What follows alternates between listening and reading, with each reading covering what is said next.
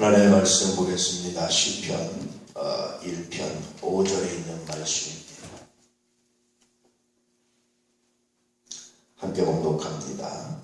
그러므로 악인들은 심판을 견디지 못하며 죄인들이 의인들의 모임에 들지 못하리로다. 이게 하나님의 통치의 결과예요.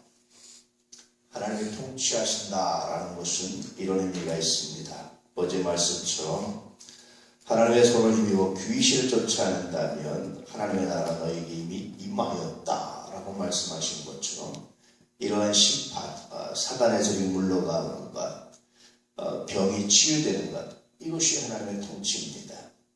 그래서 하나님의 통치로 말미암아서 나타나는 것은 관계 회복이에요. 하나님과. 왜 우리가 하나님과 관계가 엉클어졌습니까? 그것은 죄 때문이죠. 그래서 일종의 하나님의 통치, 하나님의 나라는 하나님의 통치를 의미하는데, 하나님의 통치는 죄가 심판받고 죄가 치유받고 죄가 우리에게서 떠나가게 하는 것, 그것이 하나님의 나라, 하나님의 통치의 중요한 핵심적 관계입니다. 그것으로 말미암아서 하나님과 우리의 관계가 회복되는 거죠.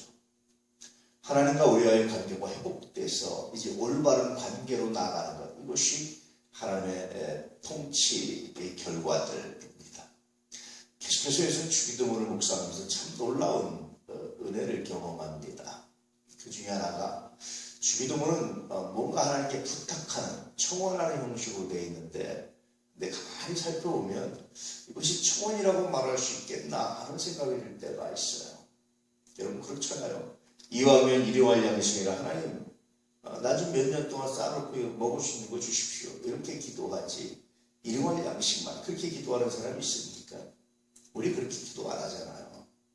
그래서 일용할 양식의 기도가 좀 낯설 때가 있잖아요. 당연히 우리가 일용할 양식을 주시며라 기도하지만 그러나 이왕 기도하는 것, 노후도 좀 든든히 준비해 놓고 우리가 좀 더 욕심부리면 나중에 자식들한테 뭔가 좀 물려주고 싶고, 좀 더 욕심부리면 손자들한테까지 뭔가 주고 싶고, 뭐 이런 것들 우리가 생각하고 그러지, 일용할 양식, 오늘 하루 먹으면 오늘 하루 양식, 오늘 하루 내가 하나님께 맡기고 살면 오늘 하루 족합니다.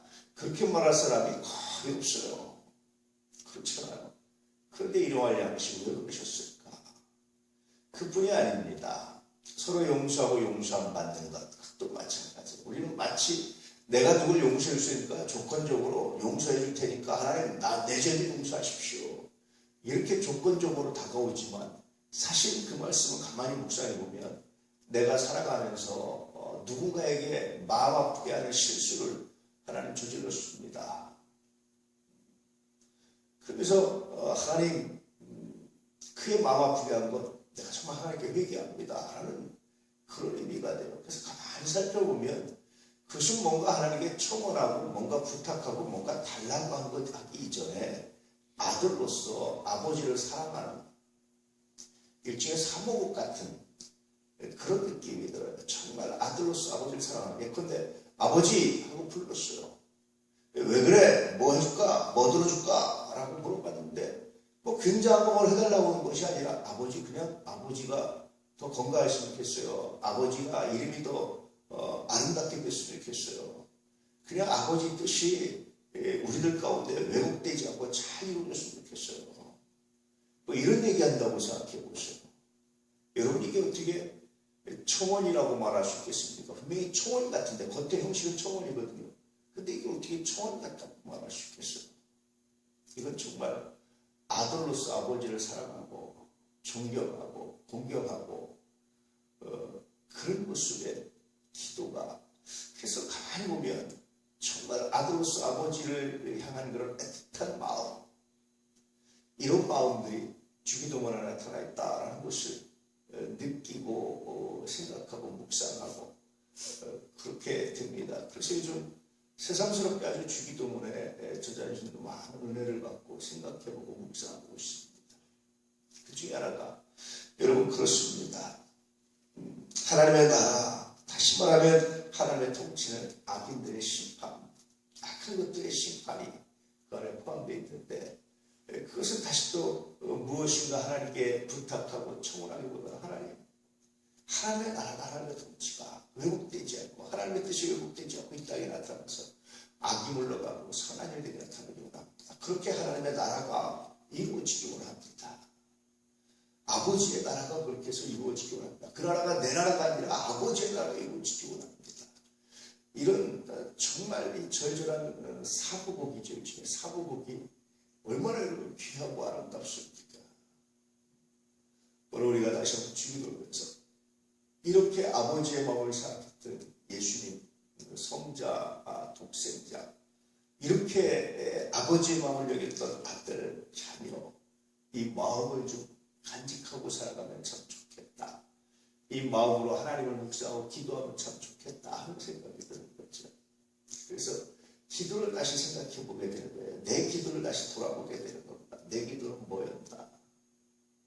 정말 내가 아버지의 마음을 생각하고 아버지를 기쁘게 하고 아버지를 존귀하게 여기기 위해 기도를 했다. 아니면 그저 나의 만족을 위해서 나의 기쁨을 위해서는 기도였는가? 이런 것들을 생각하지 않을 수 없습니다. 돌아보지 않을 수 없습니다. 이런 것들을 우리가 외면할 수가 없더라고요. 가만히 이렇게 보면서 생각해 보는데 이런 것들을 외면할 수가 없겠다. 이런 생각이 들었습니다.